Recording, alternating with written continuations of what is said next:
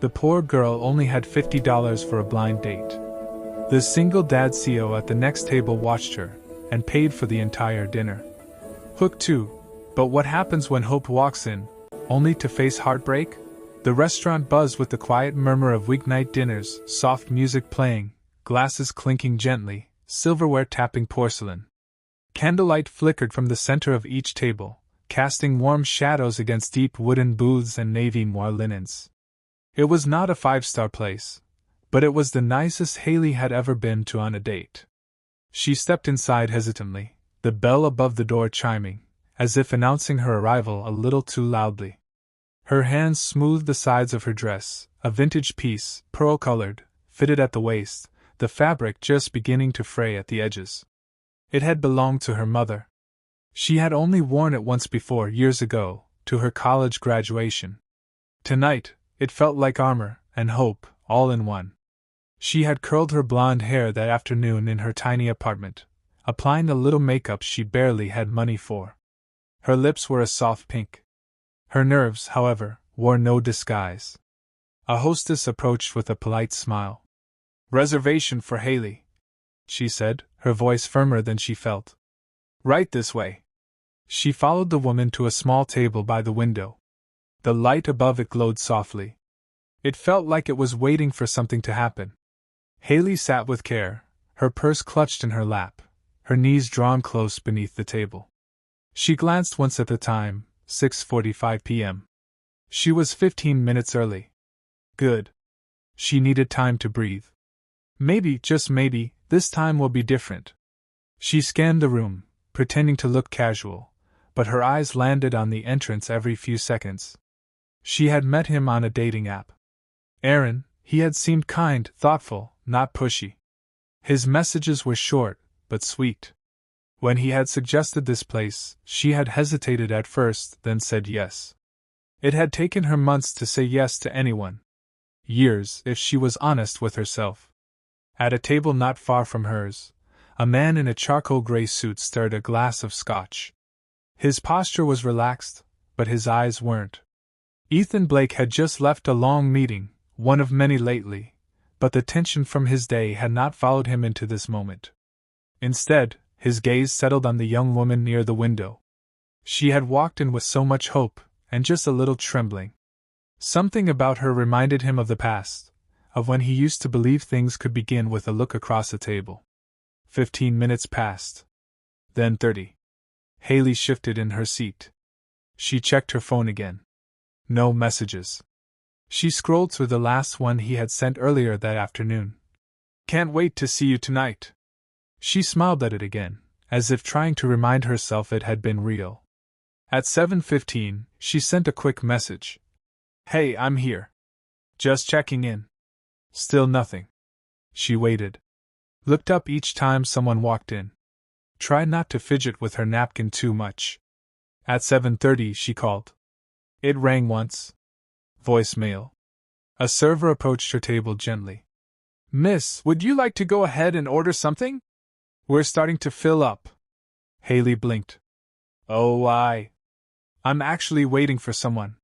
Just a little longer." The server nodded and moved away. Haley opened her small purse. Inside was a folded $50 bill, her emergency fund, if she was being honest.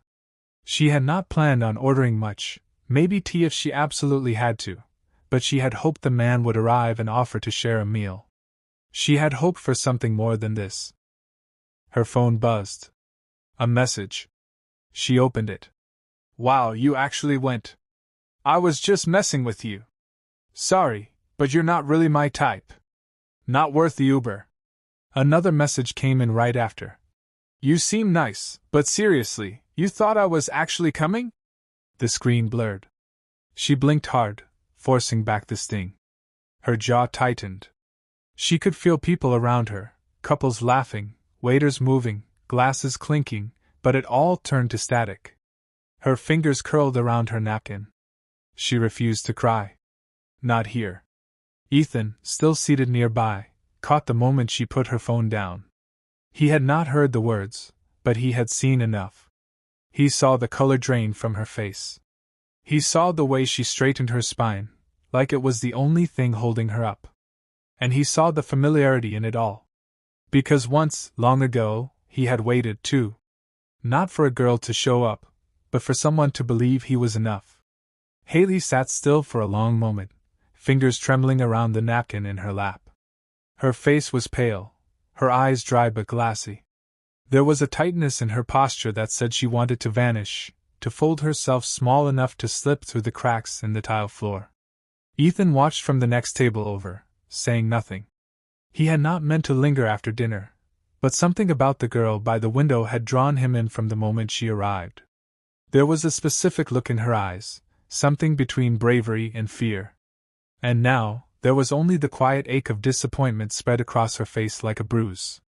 He saw the way she shifted slightly in her seat, pressing her hand gently against her stomach. She was hungry, not just emotionally, but literally hungry. She had been drinking water, no food. Her eyes flicked toward the server's station, as if calculating how long she could sit there before someone asked her to leave. She reached for her coat. Slowly, like every movement weighed more than it should, she stood. Her purse was already in her hand, and she turned toward the door with hesitant steps. Just as she moved, a server appeared beside her with a plate in hand, a warm, fragrant pasta dish, and a glass of sparkling lemonade. "Excuse me, miss," the server said with a smile. "Your order?"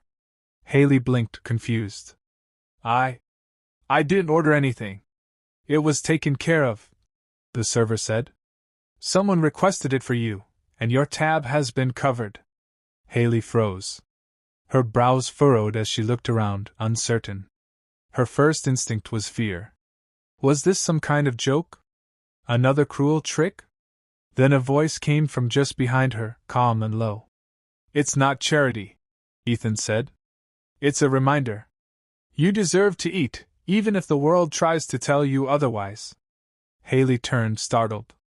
Ethan stood, one hand resting casually on the back of his chair. His expression was unreadable, except for the soft honesty in his eyes. He wasn't smiling to impress. He wasn't pitying her. He simply saw her. He pulled out the chair across from hers without waiting for an invitation and sat down. For a moment, neither of them spoke. Then, softly, he said, "Take care of your stomach before you try taking care of someone else's heart." Haley sat down slowly, her eyes wide. It was not the line she expected. It was not a pickup. It was not an insult. It was true. No one had ever said something so gently and hit so deeply. She looked down at the food. Her hands stayed in her lap. "You didn't have to do that." "I know," he replied. Silence stretched between them. But it wasn't awkward. It was honest. Haley glanced at him again.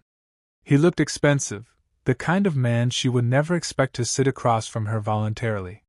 His suit looked tailored, his watch understated, but clearly high-end. But his face was calm, curious, and kind. She cleared her throat. "You don't know me." "True," Ethan said, "but I saw enough." She hesitated. "And what exactly did you see?" He leaned forward, elbows on the table, voice low. "Someone who showed up, someone who hoped, someone who waited longer than she should have, but not because she was desperate, because she believed. That still matters." Her throat tightened. No one had ever put it that way. People always told her she was naive, soft-hearted, too hopeful for her own good. But this stranger, this man with gentle eyes, had called her brave without using the word. She finally lifted her fork and took a bite. The food was warm, real, and it was the first proper meal she had had in days. Ethan watched her for a second, then leaned back in his chair. "I didn't mean to interfere," he said. "But you reminded me of someone I used to be." Haley looked up. "And who's that?" He smiled faintly. "A guy who thought he needed to be something else to be worth showing up for." Her eyes softened. Something unspoken passed between them.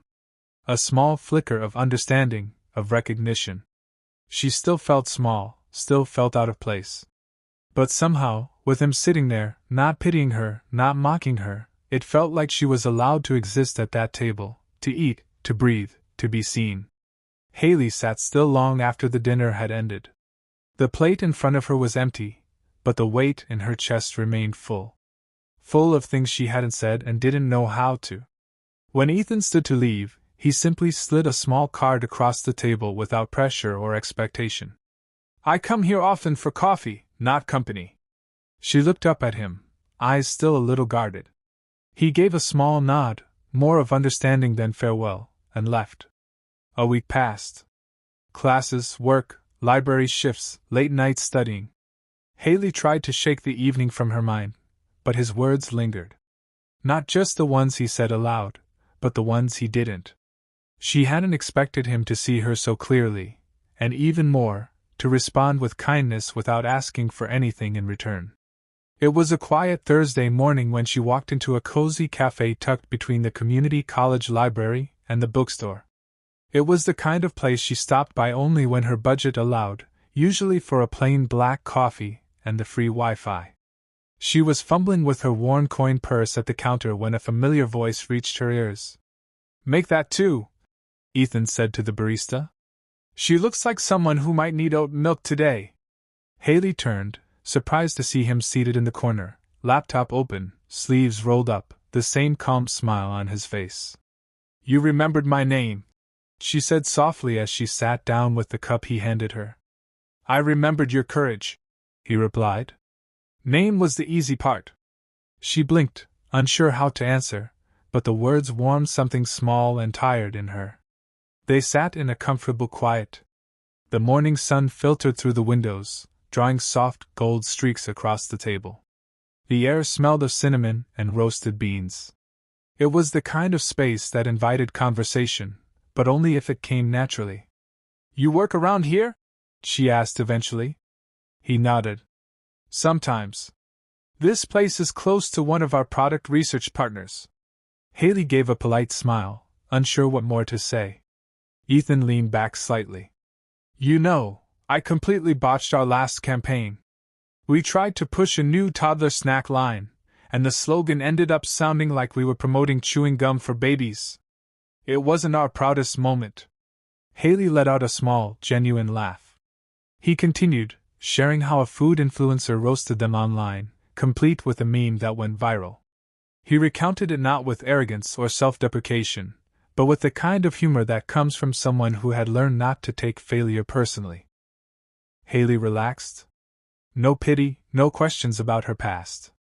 No awkward comments about that dinner. Just a man sharing a story. Not as a CEO, just as a person. She sipped her coffee. "That slogan sounds like something my anatomy professor would hate." He grinned. "I could use someone like you in the copywriting department."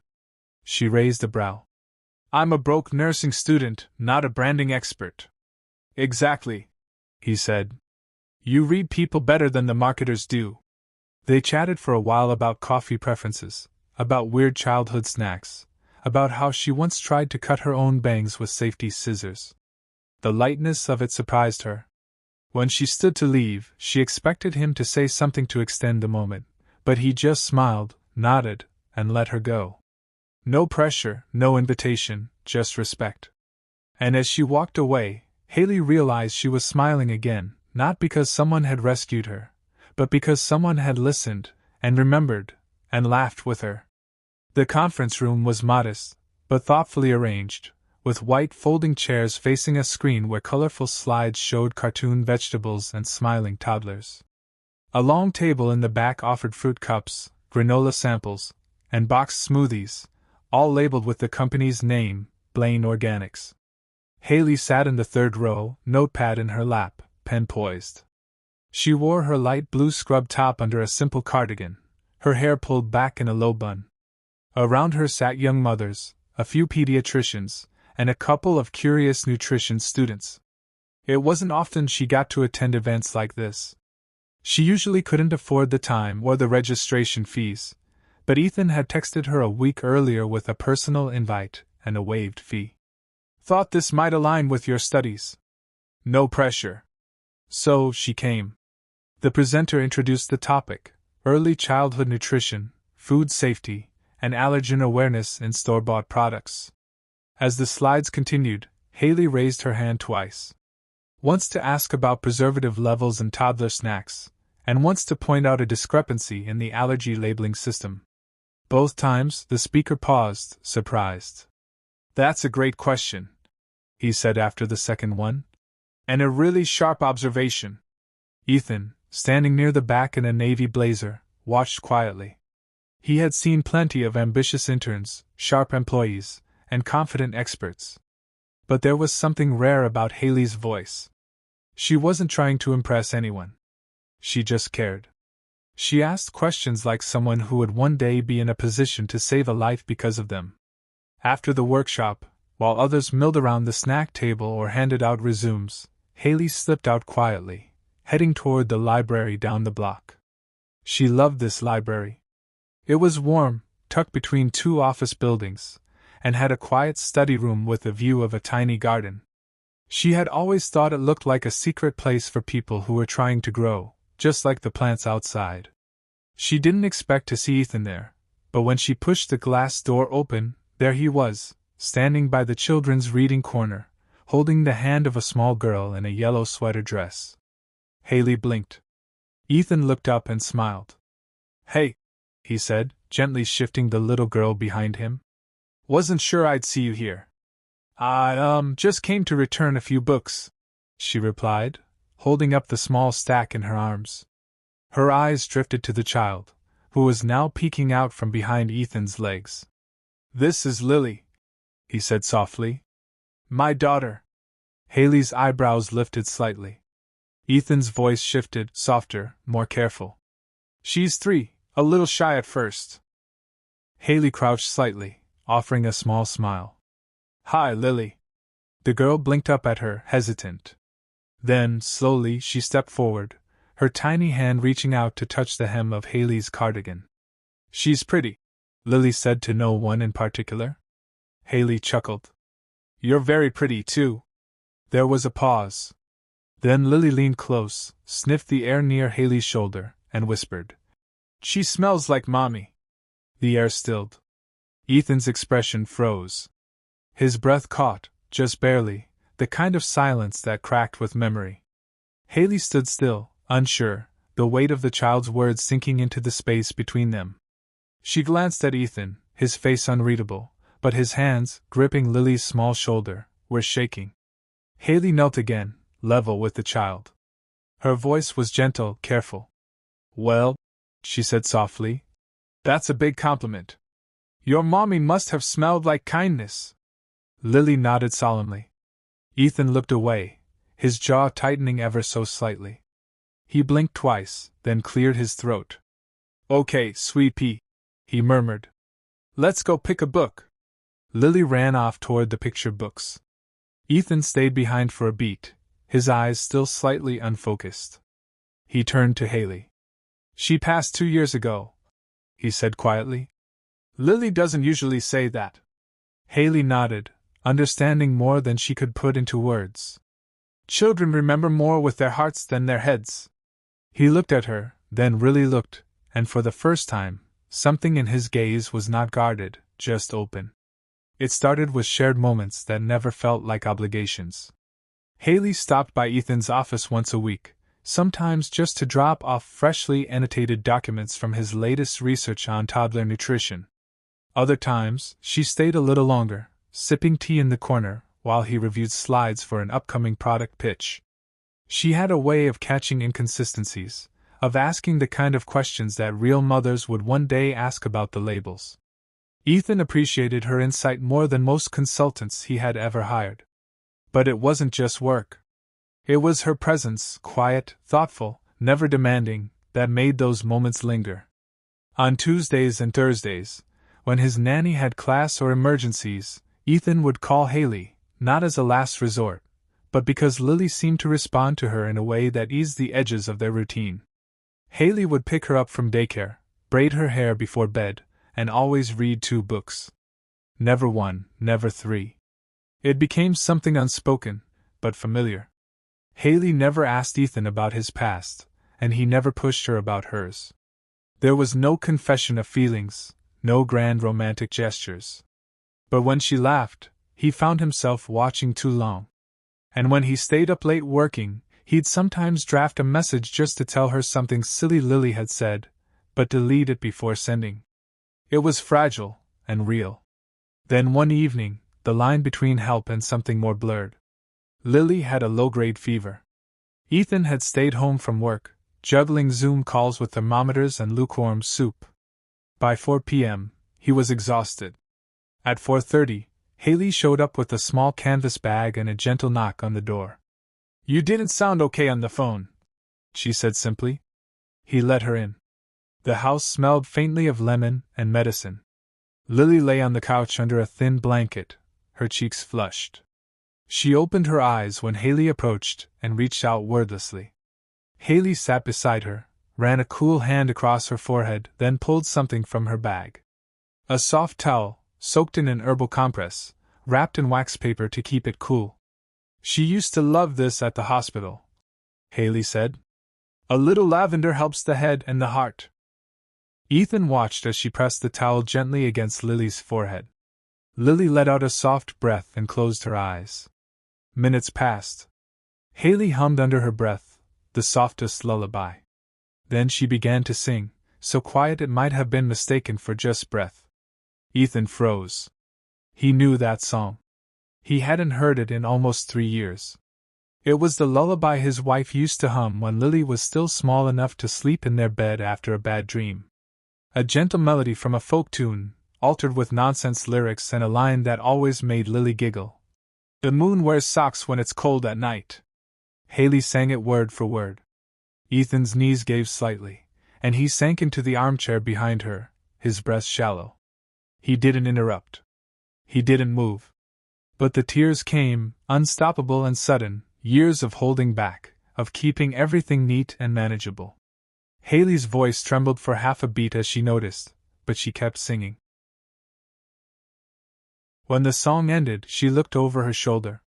Ethan sat with his face in his hands, silent. "I didn't know," she whispered. He shook his head.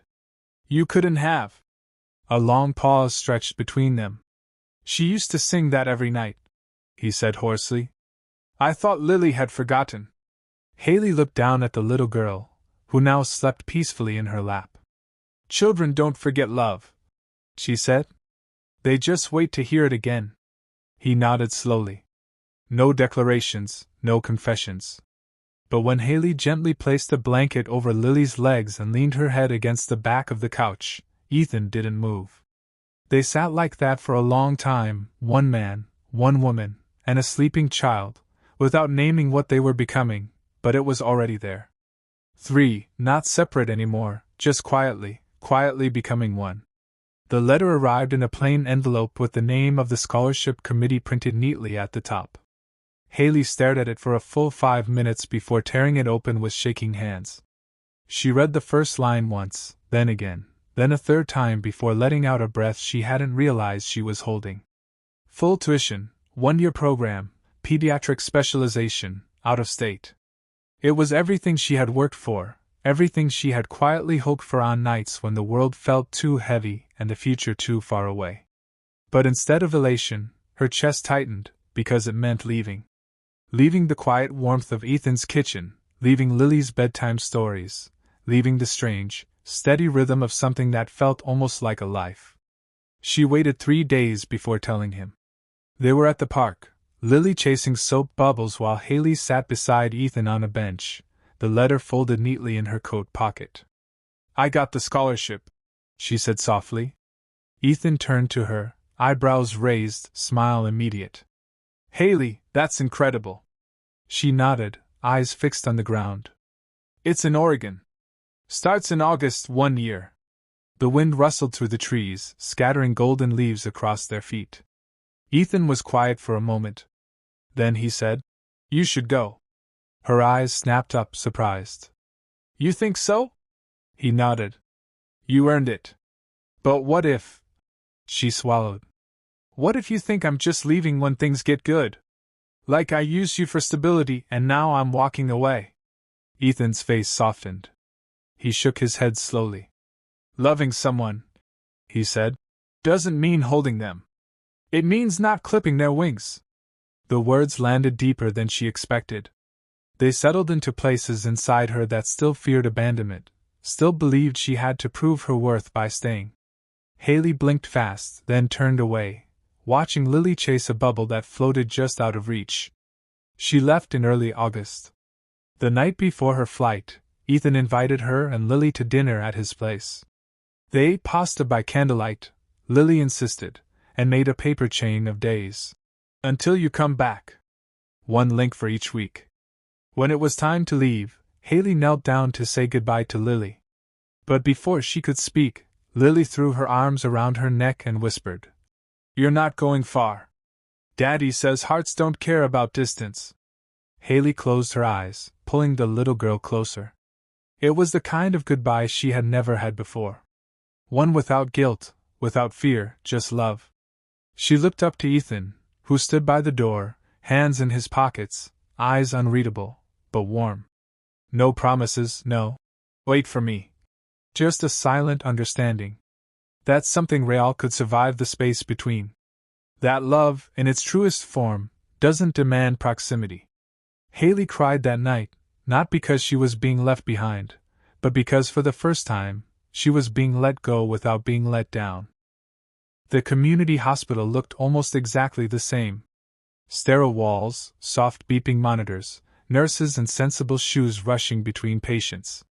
But something about walking in this time felt entirely different. Haley stood at the staff entrance, clutching her new ID badge, her white coat freshly pressed. "Registered nurse" was printed beneath her name in bold letters. She had done it. After a year of grueling coursework, night shifts, and missing home more than she ever expected, she was back, stronger, steadier, and more certain of who she was than ever before. The morning passed in a blur of introductions, paperwork, and catching up with familiar faces from her intern days.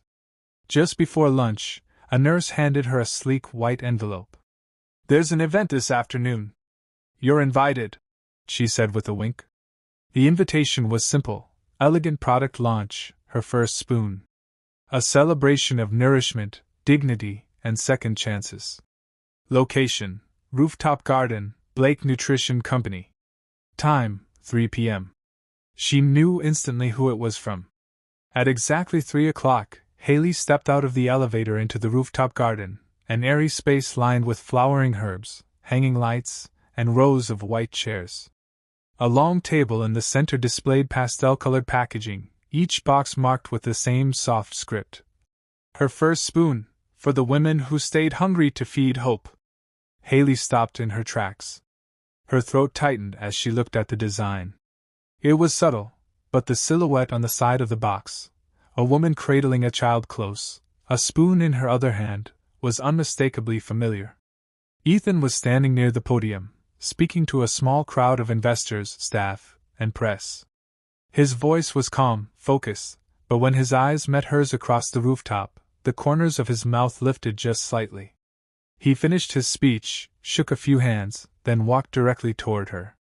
"I wasn't sure you'd come," he said. "I wasn't sure you'd still remember me," she replied softly. "Impossible," he said, eyes warm. They stood for a moment in silence, the noise of the event fading into the background. Then, slowly, Ethan reached into his pocket and pulled out a small box. He didn't kneel. He didn't speak in grand declarations. He simply opened it, revealing a delicate ring with a single, unassuming stone. "I don't want to save you," he said quietly. "I want to stay if you'll let me." Haley stared at the ring, then at Ethan, his face older than when they first met. Eyes still carrying the weight of his past, but now softened by something else. She didn't cry. She didn't tremble. She simply nodded. Not because she was overwhelmed, not because it felt like a fairy tale, but because for the first time in her life, she was choosing love not out of need or fear, but from a place of peace. A place where two people, each broken in their own ways, had become whole enough to stand side by side. And this time, either of them was running. The soft hum of conversation, the clinking of glasses, and the scent of rosemary bread filled the same mid-range restaurant where, not long ago, Haley had sat alone, nervous, hopeful, and invisible. But tonight, everything was different. She walked in hand with Ethan, their fingers laced naturally, comfortably. Lily trotted just ahead of them in her little navy dress, her pigtails bouncing with every step. The hostess greeted them warmly and led them to a familiar corner table. Except this time, there were 3 chairs.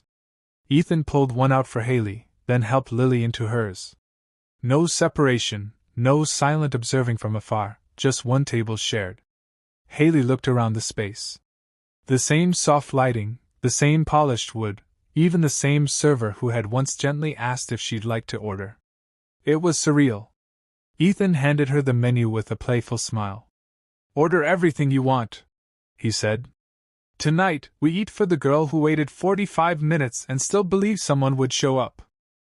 Haley let out a soft laugh, but her eyes shimmered. She glanced down at the menu, then back at him. "You remember everything?" "I remember you," he said simply. Just then, Lily reached into her tiny backpack and pulled out a folded piece of paper. She spread it proudly on the table. It was a crayon drawing, a little house with a yellow door, a sun with a smiling face, and 3 stick figures at a dinner table. One with long yellow hair, one tall with glasses, and one small with purple shoes. "This is us," Lily said. "And that's spaghetti. Because Mommy Haley likes spaghetti." Haley's breath caught. She reached across the table and gently touched the paper, her fingers trembling just slightly. "Did you draw this today?" she asked. Lily nodded. "At preschool. Teacher said to draw our favorite thing. I picked dinner with you and Daddy." Ethan looked down at his daughter, then across at Haley. No words were needed. The simplicity of the moment said it all. Candlelight flickered. Laughter from another table rippled past. A waiter set down warm bread and water without interrupting the intimacy of what was unfolding. Haley stared at the 2 people in front of her, the man who had once quietly paid for her dinner without a word, and the little girl who saw her not as a stranger, but as home. She reached for her glass of water, took a breath, and whispered, not loudly, not dramatically, but with the kind of quiet certainty that only comes after surviving the storm. "You were never late," she said, eyes locked with Ethan's. "I just needed to believe long enough to wait." Ethan didn't respond right away. He reached for her hand across the table, laced his fingers with hers, and nodded. Outside the restaurant, night had settled in. But inside, at one small table with 3 chairs, something had begun. Not a rescue, not a fairy tale, just 3 people, 1 table, and a future built on the simple, quiet miracle of showing up. If this story moved you, don't forget to support Soul Tapestry by hitting that hype button and subscribing to our channel. Every view, every like, every share helps us bring you more heartfelt tales like the girl who waited 45 minutes. Because somewhere out there, someone's still waiting to be seen, to be heard, to be loved. Turn on notifications so you never miss the next story that might change everything. Thank you for watching, and remember, love always finds its way to those who believe.